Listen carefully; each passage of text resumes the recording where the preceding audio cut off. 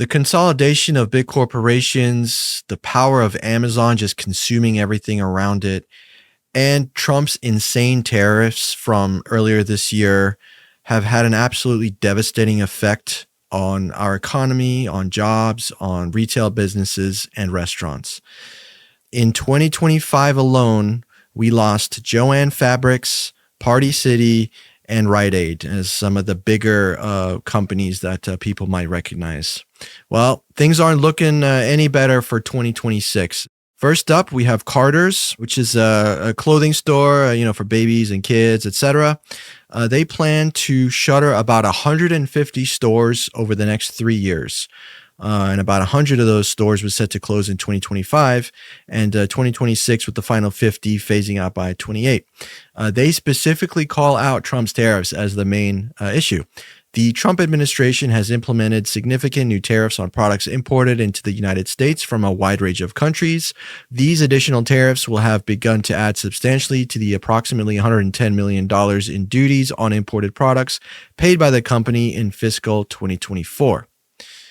Foot Locker, another casualty, said it would be closing some of the shoe stores in 2026. So they didn't give an exact number, but they're closing some stores. They're owned by Dick's Sporting Goods. More consolidation there. We have Kroger, very popular grocery store, announcing to close about 60 of its 2,700 stores. Macy's, very popular retailer, closing 150 by the end of 2026. We have Red Robin, the fast food chain, said it was considering closing 70 of its stores nationwide, 50 to 70. I think they revised that. We have REI, the retailer, said it will be closing 3 locations, including its flagship store in New York. The New York City and Boston stores will close in late 2026, but the location in New Jersey will close early in the year. So 3 big stores from REI closing down. We have Walgreens, another popular pharmacy and store that everyone recognizes.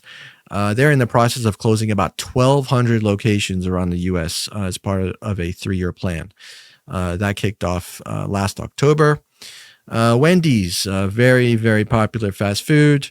Their interim CEO, Ken Cook, said in November the fast food chain was considering closing between 150 and 300 locations by the end of 2026. And look, guys, this is just a symptom of what we're seeing with the economy at large. Businesses closing. Amazon has had a tremendous effect on all kinds of retail, including grocery stores, regular retail. I mean, you name it. You guys know the effect Amazon has had over the past couple of decades. And, what we would like is for an administration to actually recognize what's happening in the economy and kind of put like a plan together to protect jobs, to protect companies from being swallowed up, to protect local businesses from being consolidated. But we don't get that from this administration. Not a peep, not even admitting that anything is wrong. Remember, we're in the golden age. Think of all the jobs that are being impacted by this, all these store closures, everything being consolidated by Amazon, everything having to close down because they cannot afford the tariffs that Trump has put on, pretty much universally across every sector. So a lot of the input costs for a lot of these companies has skyrocketed, and they cannot even make a net profit anymore, and they have to file bankruptcy or they have to be forced to close stores. A lot of these are a direct effect of Trump's tariffs, and we saw that with Carter themselves admitting it. And this is also related to the tourism industry that we saw absolutely crushed. We did a story on that a few days ago. And then the farmers getting absolutely pummeled by tariffs and just complete incompetence by this administration. We are seeing sectors and industries across our economy collapsing. And it's all happening right now in the supposed golden age under Trump. Mike, what do you think of the latest with all these store closures that we're seeing? I saw a very similar article to the one from The Hill from Business Insider that even included Yankee Candle as well. They've been closing down more stores too. So this is definitely a trend that seems to be happening more and more. And as you pointed out, with Amazon being around and sort of dominating the retail industry, even malls, like entire shopping malls, have been shutting down. So, as time goes on, Obviously things can change, stores can pop up and other stores can recover, and things like that. The economy is fluid, and this also indicates, just to be fair, a lot of these started the process of closing before Trump was even in office. So it's not all of them are directly related to the Trump economy, but I think the important takeaway here is even if it started under Biden or even, earlier, who knows how many years, but the point is this administration is doing nothing to help the economy. It's only hurting the economy. So as bad as things are, it's only going to get worse. They could be saving companies right here, but they're not. And with these tariffs, two big things to keep in mind up front with the tariffs, actually probably three. The first is that these tariffs came pretty much like he announced that he was going to do tariffs, but there was little indication on what the tariffs would actually be. And then when he rolled them out, they were so bad and horrific that they had to backtrack them and sort of undo them and hide them, or not hide them, but like remove them. And then they sort of put some in place, but not others. It was a very jagged, shaky release up front. And then they started doing like this timed rollout. But the point being that when these tariffs go into effect, the companies, like when the famous question is who pays tariffs? The real answer is that the companies themselves, the importers, they are the ones who pay the tariffs. And then they often pass that cost on to the consumer. So in most cases, the consumer is the one who actually pays the tariff. But upfront, in the moment, the company is the one that has to pay that import price. So as a result, when this got rolled out overnight, and prices just skyrocketed, and that alone put a lot of businesses in harm.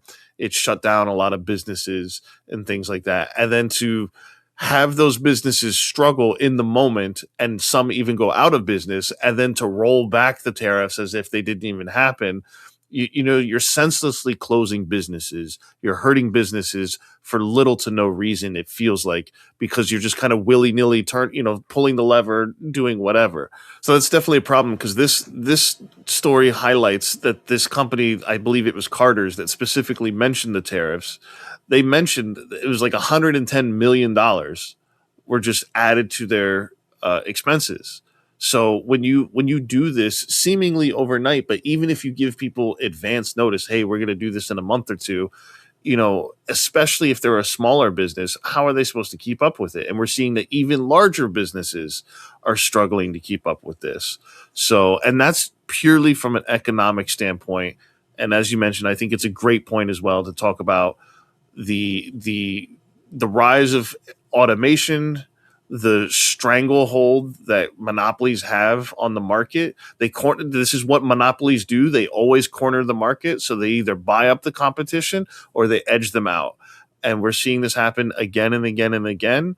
And the victims that are falling are more and more prominent. It's hard to imagine, but there could come a day, probably not in the too distant future, like possibly within the next decade, it is potentially possible that maybe something like Walmart could go out of business. I'm not trying to like fear monger or anything here, but the point is it's scaling, and companies can't keep up with it. And when entire shopping malls, that are the entire purpose of a shopping mall is retail, and when they can't keep up, it's not a good sign.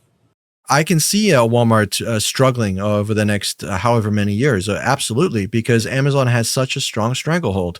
And we've seen the effect that Amazon has had over the past decade or two on just local businesses in general. Then, of course, we went through the whole COVID thing, which did an absolute number on all kinds of industries, from, the music industry to the food industry to the retail industry. It affected it all. But the point is, we're supposed to be in a golden age under Trump. And again, he's doing nothing about this. He's absolutely nothing. He's pretending he doesn't see it. Maybe he doesn't see it because he doesn't shop at these stores. Or he's just, he doesn't care. And that's probably more true than the others. I think he simply doesn't care if you lose your local mom and pop shop. This is Trump's economy. It's AI taking all the jobs, Amazon swallowing up competition, local businesses closing down. Grocery prices spiking. I mean, prices on everything spiking. Let's be honest. Inflation out of control. This is Trump's real economy, and what they're touting is the golden age. Trump is the master of, as we've been covering in a lot of our recent stories, just the master of manipulation, talking out of both sides of his mouth. And the economy is no different. But we are presenting you guys a story to show you the real nature of what's going on. So when you go out to your local Wendy's or REI or what have you, and you notice they're not there anymore, well, we tried to warn you, but at least there's Amazon, right? Well, how long can that monopoly be good for America? We're already seeing things where people are manipulating Amazon results. They're doing like pay for play, where a lot of the results you type in when you search in Amazon are sponsored results. So you're not getting necessarily the best result when you search for things. And also, a lot of these products are straight from China. So there's very little room for American companies to step in and innovate. But that's also a larger problem of another thing that Trump is absolutely doing nothing about, which is actually something he did promise and campaign on, was bringing manufacturing back to the United States, which he has not done, nor has he made any sort of move towards that whatsoever. The only indication that we saw in relation to Trump with manufacturing was the Hyundai plant, where they sent ICE agents and they ended up rounding up and arresting the people that worked at the Hyundai plant, to the point where they actually kept a lot of those people who were deported back to South Korea. They decided to stay in South Korea because they didn't want to come back and have to deal with that anymore.